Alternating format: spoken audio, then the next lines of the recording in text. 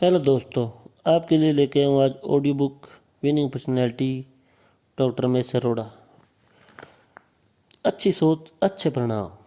Waterloo के युद्ध में हार के बाद फ्रांस के सम्राट नेपोलियन ब्रिटिश सरकार के द्वारा एक छोटे से टापू सेंट हेलान में बंदी बना दिए गए थे। कहाँ एक विश्व विजेता था और कहाँ एक दुश्मन का कैदी। किंतु नेपोलियन तो नेपोलियन था, साहसी था, धैर्यवान था, शांत था। एक शाम नेपोलियन ब्रिटिश सिपाहियों के साथ टहल रहा था। सामने से एक बुढ़िया लकड़ी का गट्ठर सिर पर उठाकर आ रही थी। रास्ता छोटा था। सिपाहियों ने कहा, ये बुढ़िया रास्ता दो, नेपोलियन मासा आ रहे हैं। बुढ़िया सहमी सहमी एक तरफ हटने लगी। नेपोलियन को स्थिति भावते देर ना लगी। तुरंत सिपाहियों से बोला, नहीं नहीं, पहले हम एक तरफ हटेंगे। तथा दूसरे क्षण उस वृद्ध बोले, नहीं नहीं मोदे, आप पहले जाएं। और नेपोलियन उस वृद्ध के लिए रास्ता कर दिया। ये थी नेपोलियन की सजनता, जो उसके बुरे दिनों में भी सुरक्षित थी। असंभव शब्द मूर्खों के शब्दकोश में पाया जाता है दोस्तों। का उद्घोष करने वाले नेपोलियन हर समय आशावादी बना रहा। रूस के बर्फीले मौसम ने उसकी सेना को तहस नहस कर दिया था, किंतु वह मन से कभी नहीं हारा। विश्व विजेताओं में स्वार्थिक सार्थक सोच का मसीहा नेपोलियन ही था। क्या है सकारात्मक चिंतन? आशा है, उत्साह है, उमंग है, प्रेरणा है, धीरज है, जैसे गुणों ही सकारात्मक चिंतन में कतिप आयाम है। सकारात्मक चिंतन का अर्थ है जीवन के प्रत्येक आयाम के अधिक सार्थक, अधिक श्रेष्ठ एवं अधिक उपयोगी पहलू को देखना। बुराइयों पर नहीं बल्कि अच्छाइयों पर दृष्टि डालना। निराशा के स्थान पर आशा को जीवन में उतारना। दूसरों में कमियों के स्थान पर उनकी अच्छाइयाँ देखना तथा प्रत्येक परिस्थिति का आंकलन उससे प्राप्त होने वाले शुभ परिणामों के रूप में करना। नारम सेंट पिल्ले एक प्रसिद्ध अमेरिकी पादरी एवं प्रेरणादायक लेखक थे। 1993 में उनकी मृत्यु हुई थी। जब वे मरे थे तो 95 वर्ष की आयु के थे। उनकी प्रसिद्ध पुस्तक पावर ऑफ पॉजिटिव थिंकिंग विश्व में सबसे अधिक बिकने वाली पुस्तक में से एक है। सकारात्मक सोच को लोकप्रिय बनाने में उनका सर्वाधिक योगदान है। आइए संक्षेप में इस पहलुओं का अपन विवरण करते हैं। महत्वपूर्ण आयाम। पहला, 1 नंबर, अपने गुणों को पहचानें। अपने गुणों की सूची बनाएं। परिश्रम, विवेक, अध्यावसाय, लगन, उत्साह, वाक्पटुता, जो भी आपकी शक्तियां हों उनका चिंतन करें। चिंतन करने से इन गुणों की मात्रा एवं संख्या बढ़ती जाएगी दोस्तों। नंबर 2, आपकी अनंत पूंजी पर संकेंद्रण करें। ईश्वर ने आपको अच्छा माता पिता दिए, परिवार दिए, आप अच्छी शिक्षा प्राप्त कर सकें, आपको प्रेरणादायी गुरु मिले हैं, तभी तो आप आगे बढ़ सकें। इन उपहारों पर गौर करें। धन्यवाद दें उन सभी को जिन्होंने आपको आगे बढ़ने में सहायता दी हो। नंबर 3, दूसरों के गुण भी देखें। हर व्यक्ति जो आपके परिवार, संस्था एवं कार्यालय में है, उनकी अच्छाइयों पर नजर डालें तथा उसके गुणों की याद दिलाएं। आलोचना करना सरल है, किंतु प्रशंसा करना के लिए सकारात्मक चिंतन आवश्यकता है दोस्तों। नंबर 4, अपने व्यवसाय से स्नेह करें। अपने व्यवसाय को सेवा का अवसर माने तथा उसे आपके व्यक्तित्व के विकास के रूप में देखें। व्यवसाय का धंधा ना माने, नौकरी भी नहीं, एक मिशन के रूप में उसे देखें तथा हर कार्य को नए तरीके से करने की अभिलाषा रखें। नंबर 5, उमंगी तरंग। प्रत्येक कार्य को उत्साह से करें। ये कार्य घर में हो अथवा बाहर, शारीरिक हो अथवा मानसिक, अपना हो अथवा पराया, जो भी करें जोश से करें। गीत गाते गुनगुनाते हुए, हंसते हुए कार्य करें। थकान मीलों दूर रहेगी। आशावादी बने। भविष्य की ओर आशा से देखें। मन की आस्था परिस्थितियों को बदल डालती है। जैसी कल्पना हम करेंगे वैसे ही सत्य उद्घाटित होगा। सफलता का चिंतन करें। असंभव को संभव बनाने की योजनाएं बनाएं। विपत्ति एवं विरोध का साहस व धैर्य से समान। बुरे दिन सदा नहीं रहते। सुनिश्चित करें कि विपत्तियां हमें तोड़े नहीं तथा हमारी आंतरिक शक्तियों को जगाए। विरोध एवं दुर्भाग्य का सामना हम हिम्मत से करें तथा धैर्यवान बने। बिना विपत्तियों के कोई भी व्यक्ति महान एवं शक्तिशाली नहीं बन सकता। ये सोचें कि आपके परीक्षण का समय है, इसमें सफल होना आपका कर्तव्य है।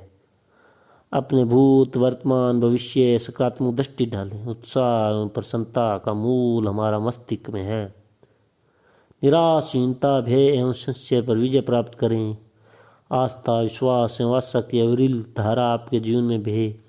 इस हेतु अपने चिंतन को परीक्षित कीजिए। प्रसिद्ध रोमन दार्शनिक एपिक्टेटस के शब्दों को याद रखें। प्रसन्नता का एक ही आधार है, उत्तम विचार।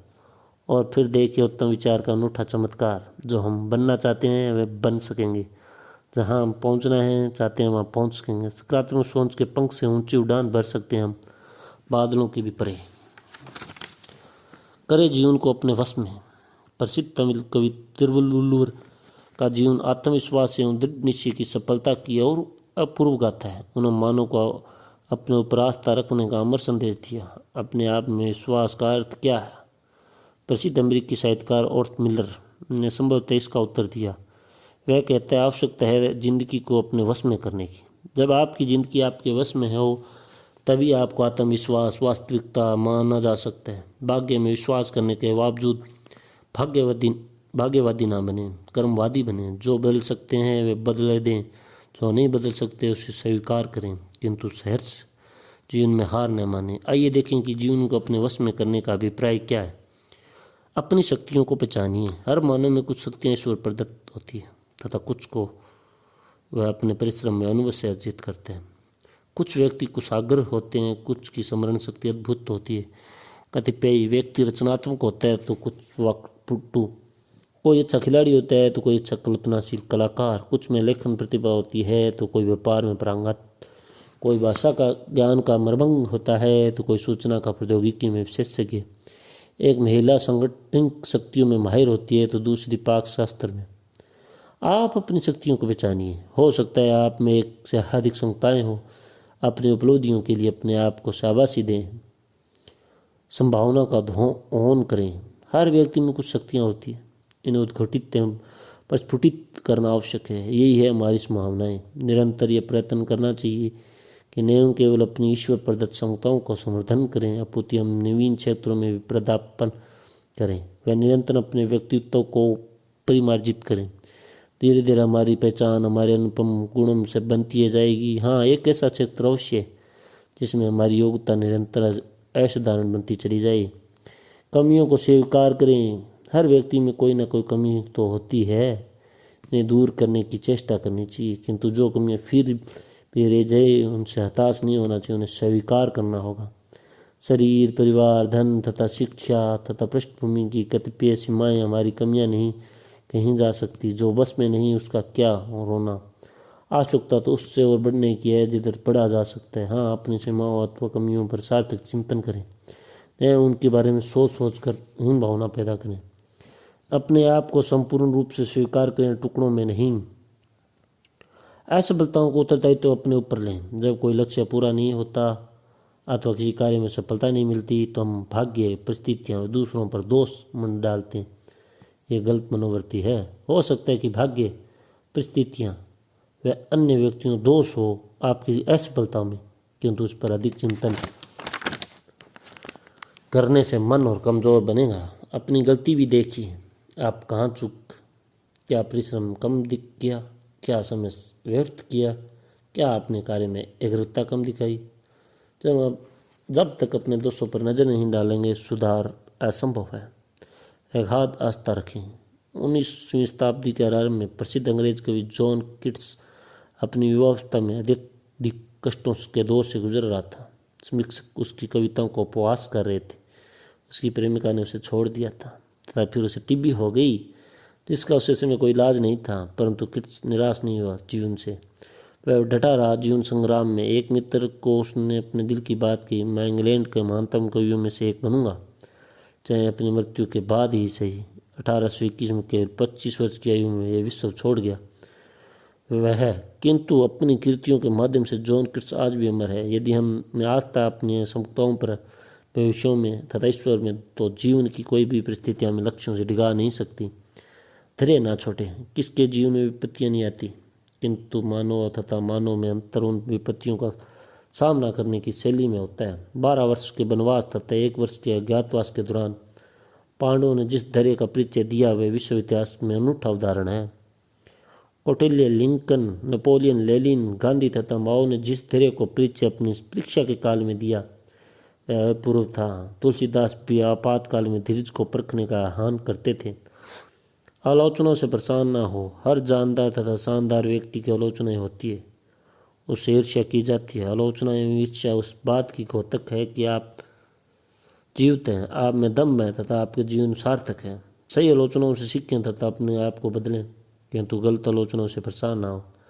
उन्हें मुस्कुरा के उड़ा दें, दिल पर असर न होने दें। अपनी आंतरिक शक्तियों के माध्यम से आलोचनाओं के भारी आक्रमण को ध्वस्त कर दें। अपने चेहरे पर तनाव नहीं, मुस्कान स्थापित करिए। आपका जीवन ईश्वर की आपको भेंट है, एक उपहार, इसे कमज़ोर मत होने दें। आशा, उत्साह, प्रेरणा एवं शक्ति अपने जीवन में स्थान दीजिए तथा बन जाइए अपने जहाज के कप्तान। शक्तियों का महावृक्ष बने। आपके भीतर सभी शक्तियां निहित है। महान से महानतम बनने के बीज आपके अंतःकरण में मौजूद है। लेकिन जब तक आप इन शक्तियों का विकसित नहीं करेंगे, आपका जीवन का आनंद प्राप्त नहीं होगा। बीज से अंकुर तभी फूटता है जब वह फटता है और बाद में ही अंकुर एक महावृक्ष बन जाता है। इसलिए हम अपने गुणों के विकास में सहायक अवसरों को बराबर खोजता रहना चाहिए।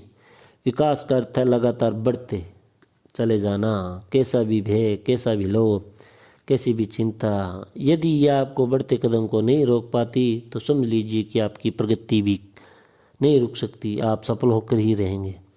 अतः व्यक्ति को चाहिए कि आपकी शक्तियों को, खास तौर पर अपनी सुप्त शक्तियों को जगाने का प्रयास करें।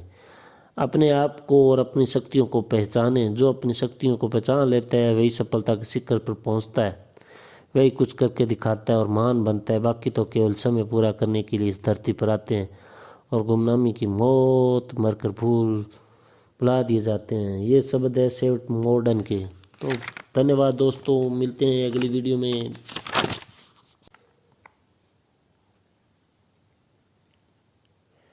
हेलो दोस्तों, आपके लिए लेके आऊँ आज audio book winning personality, doctor Mahesh Arora. अच्छी सोच, अच्छे परिणाम। वाटरलू के युद्ध में हार के बाद फ्रांस